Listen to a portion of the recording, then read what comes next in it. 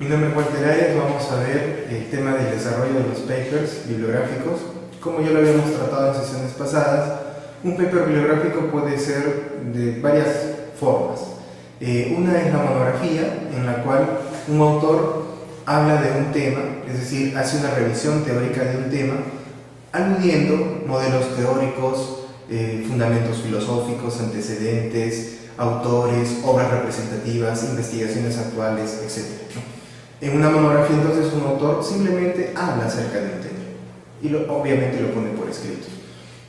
En el caso de un ensayo, que es también otro tipo de paper bibliográfico, se hace también una revisión teórica, pero con la finalidad de sustentar una idea, de manera que todo lo que se propone en el documento da fundamento a la idea del autor. En ambos casos se tiene una estructura muy similar. La estructura básicamente implica primero un título que debe ser más o menos de 12 palabras, por tendencia no debiera ser mayor de 12 palabras, y en este título deben estar presentes las variables de estudio, es decir, el tema, las variables que hacen alusión al tema del que se va a hablar, ¿no? También podría reflejar el título la orientación del autor o el objetivo del trabajo. Luego del título se considera pues, el nombre del autor y su filiación institucional. Luego viene un resumen, que más o menos pueden ser unas 200 palabras, ¿no? En el cual no es una introducción. El resumen nos va a reseñar brevemente de qué trata el trabajo, ¿no? Y se acompaña con palabras clave, que pueden ser de 3 a 5, pueden ser palabras simples, palabras compuestas, pero son palabras técnicas, ¿no? Que tienen que ver con el tema tratado, no son palabras de uso común. Asimismo, este resumen y estas palabras clave deben consignarse en inglés, lo cual se llama abstract y keywords, ¿no? Luego ya vienen las partes propiamente del texto, es decir, el documento como tal.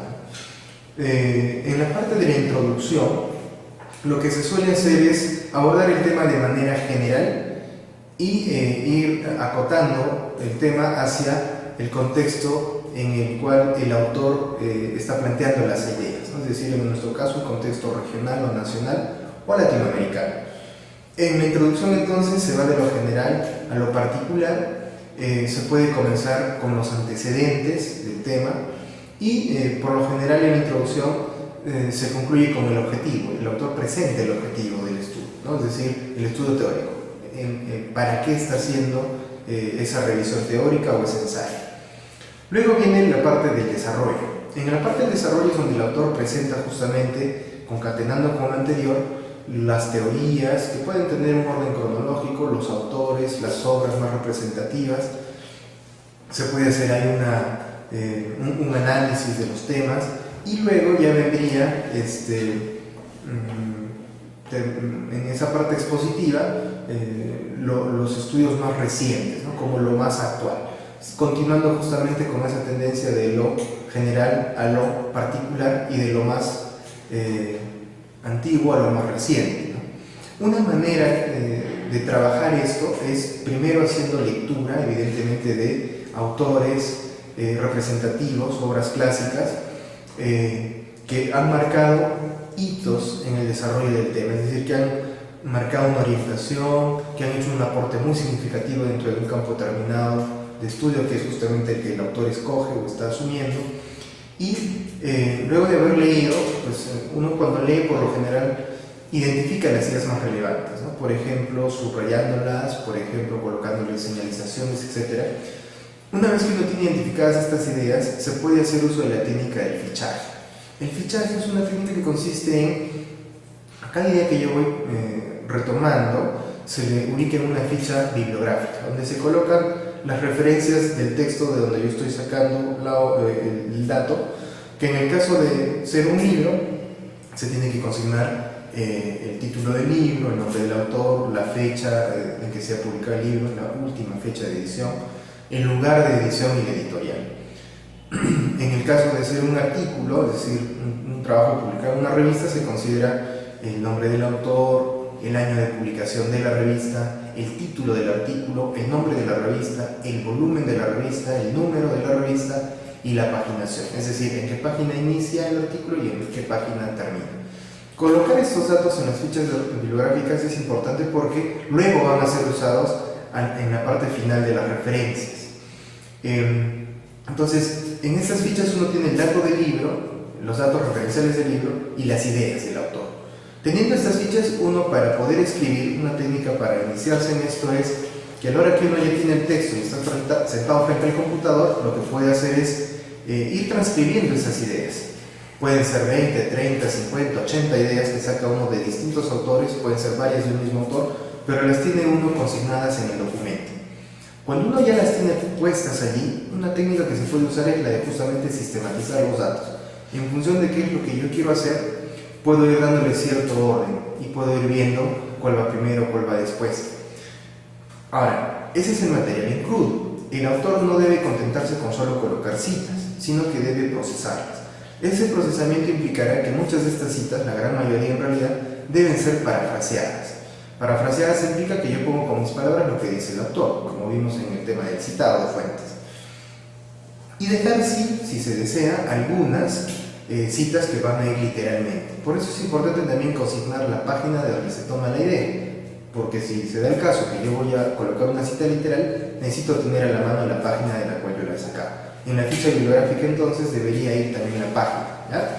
Entonces el autor va sistematizando los datos y también va dándole cierto sentido ya al texto, va colocando sus ideas, es importante que el trabajo pueda reflejar una postura teórica del autor, un enfoque que el autor puede manejar y que puede ser similar, y de hecho debiera ser similar, al de los autores que está usando. Esto para que el texto tenga mayor coherencia y consistencia teórica, ¿no?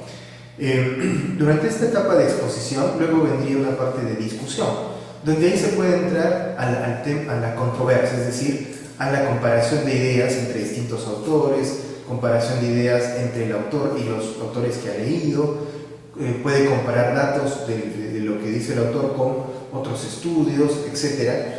Es una etapa en la que se confrontan los datos, ¿no? Esta discusión, digamos, pudiera ser de 1 a 3 páginas, mientras que la introducción podría ser también de 1 a 3 páginas, y el desarrollo del tema debiera ser de 3 más o menos a 5 páginas, ¿no? Podría ser un poco más. Son, digamos, cantidades de páginas que se manejan con flexibilidad. Podría ser un poco más si el autor se extiende, o un poco menos, pero más o menos esa es la proporción, ¿no? Luego de la discusión, que formaría parte del desarrollo del tema, vendría ya lo que es las conclusiones, donde el autor simplemente concluye en 1 o 2 párrafos algunas ideas que son relevantes y que son producto de haber hecho justamente la revisión teórica o de haber hecho alguna propuesta sustentada con datos. Luego de las conclusiones vienen ya las referencias.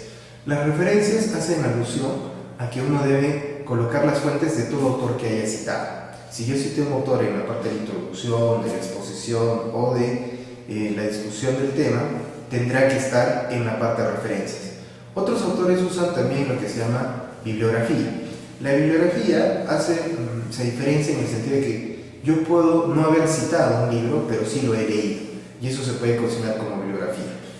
En el caso de, por ejemplo, la norma APA no trabaja con bibliografía, trabaja solo con referencias. Es decir, para la norma APA yo solo debo colocar al final autores que he citado. Sin embargo, en otro tipo de normativas, sobre todo que usan citado latino, sí se suele colocar referencias por un lado y bibliografía por otro. El tema de la bibliografía está cayendo más en desuso porque por la propia terminología bibliografía hace referencia a libros.